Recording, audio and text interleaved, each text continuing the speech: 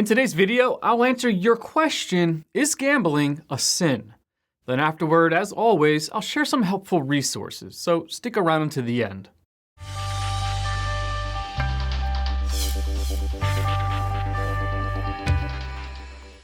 The Bible does not specifically condemn games of chance, gambling, betting, or the lottery.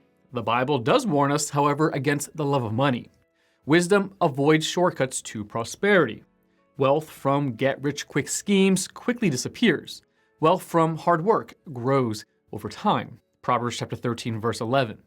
We are to work hard and earn a living. Most gambling is motivated by a love of money. People place bets with the hope of quick and easy riches. Materialism is at the root of gambling. The Bible mentions events of luck or chance in context other than gambling or betting. For example, casting lots was God's prescribed method of choosing between the sacrificial goat and the scapegoat. Joshua cast lots to determine the allotment of land to the various tribes, and the results were accepted as God's will. Nehemiah cast lots to determine who would live inside the walls of Jerusalem. The apostles cast lots to determine the replacement for Judas. Each of these occasions prove the truth of Proverbs chapter 16, verse 33, which says, "The lot is cast in the lap, but its every decision is from the Lord." None of these instances of casting lots has to do with betting or the transfer of goods. The apostles casting lots in Acts chapter 1 is no justification for playing craps in Vegas. One infamous scene of gambling occurred at the foot of Jesus' cross. Scripture makes note of the Roman soldiers' callous game of chance. After they had nailed him to the cross, the soldiers gambled for his clothes by throwing dice. Matthew chapter 27, verse 35. This was materialism at its most brazen. They occupied themselves with a little piece of this world as they turned their backs on the one who offered them heaven. Gambling by nature takes advantage of the misfortune of others. In order for one person to win, someone else, usually multiple others, must lose.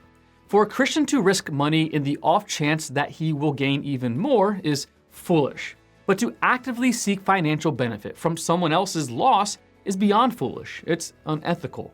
Casinos use all sorts of marketing schemes to entice gamblers to risk as much money as possible. They often offer inexpensive or even free alcohol, which encourages drunkenness and a decreased ability to make good decisions. Everything in a casino is designed to appeal to materialistic desires. Even in those games that require a certain amount of skill and do not rely solely on luck, the gambler is seeking to benefit from the misfortune of others and playing into a rigged system. The aim of a casino is to take money in large sums and give little in return. Sports betting is becoming more popular and more accessible by the day. Some argue in its defense, saying that sports betting is harmless entertainment. Some say that betting on a team, especially if it's a fantasy team, requires some research and skill to be successful. Critics point out that gambling of any kind can lead to addiction.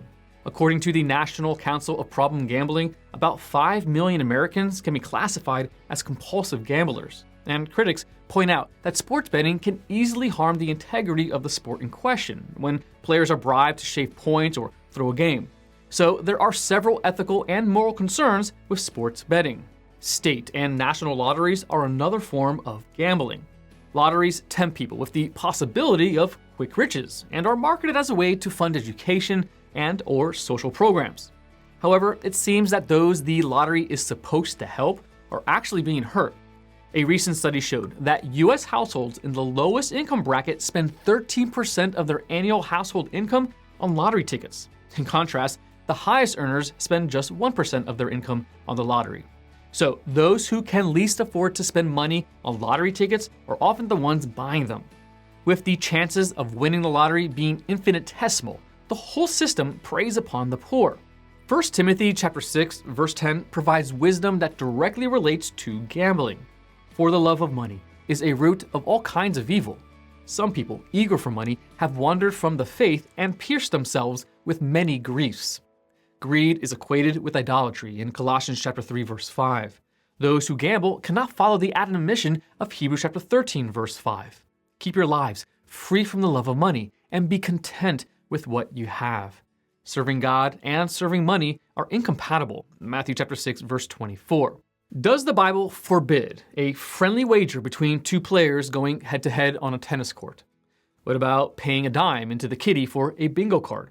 Entering a raffle? Filling out a March Madness bracket in the office pool? The answer is no. The Bible does not explicitly forbid these things. When it comes to betting of any kind, followers of Jesus should use discernment in examining their motives, their testimony, and their responsibility to steward their resources wisely.